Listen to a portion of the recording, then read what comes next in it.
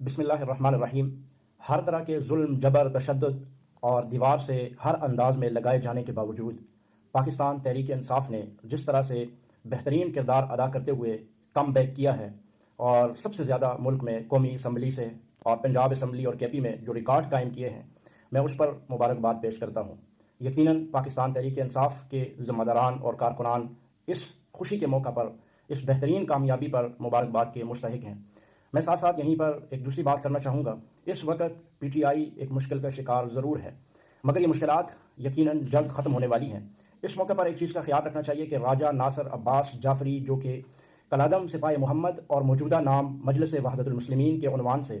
وہ پاکستان تحریک انصاف کو کیپچر کرنے کے لیے اپنی بھرپور کوشش کر رہا ہے اور اپنی جماعت کا نام وہ عمران خان کو پیش کر رہا ہے کہ ہماری جماعت سے آپ آگے آئیں اور پارلیمنٹ میں حصہ لیں۔ اگر یہ کام کیا گیا تو یقیناً یہ کروڑوں سنیوں کے ووٹ جو پی ٹی آئی کو بے لوث مخلصانہ ڈالے گئے ہیں، یہ ان کی حق تلفی اور ان کے ساتھ سراسر انصافی ہے۔ راجہ ناصر عباس جعفری وہ شخص ہے کہ جو ایک نامزد ملزم مدرسہ تعلیم القرآن راجہ بازار راولپنڈی جو جلا دیا گیا، سینکڑوں جانیں اس میں زندہ جلا کر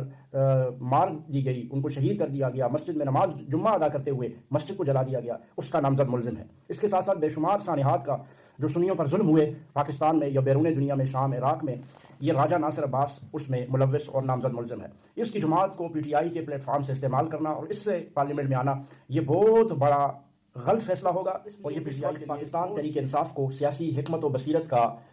کردار ادا کرنا ہوگا اور سیاست و بصیرت سے، حکمت سے کام لینا ہوگا، اور ان دہشت گرد شدت پسند تنظیم سپاہی محمد اور موجودہ نام مجلس وحدت المسلمین کو اپنے آپ سے دور رکھنا ہوگا اور ان کے نام کو استعمال کر کے اپنی جماعت کو مذہبی انتہا پسندی اور تکفیریت سے پاک رکھنا ہوگا۔ یہ لوگ صحابہ اکرام کے گستاخ اور موجود ملک کے اندر ملک کی وحدت کے لیے یہ نقصان دہ، اسلام کے لیے نقصان دہ ہیں، یہ آپ کو کبھی بھی کوئی فائدہ نہیں دے سکتے۔ اس لیے پی ٹی آئی کے خصوصاً نوجوان ورکر کارکنان، میری ان سے التماس ہے کہ آپ سنی ہیں، آپ نے کلمہ پڑھا ہے، اور یہ کلمہ نبی کریم صلی اللہ علیہ وسلم کی ختم نبوت اور اللہ کی توحید کا ہم اس میں اقرار کرتے ہیں، اور یہ ہمیں حضرات صحابہ اکرام اہل بیت اطہار سے پہنچا ہے، اور یہ لوگ صحابہ اکرام اہل بیت اطہار اللہ کی توحید، رسول اللہ کی ختم نبوت کے منکر ہیں۔ آپ نے اس وقت یہ آواز اٹھانی ہے کہ پی ٹی آئی کو اللہ نے جو عزت عطا فرمائی ہے، اس عزت کو اپنے نام سے ہی لے کے چلنا ہے۔ مجلس وحدت المسلمین کے عنوان سے ان کا پلیٹ فارم استعمال کر کے یہ شیعت، رافضیت اور گستاخان صحابہ اور رسول اور توحید کے منکروں کو ان کو آگے لانے کے مترادف ہوگا، جو بالکل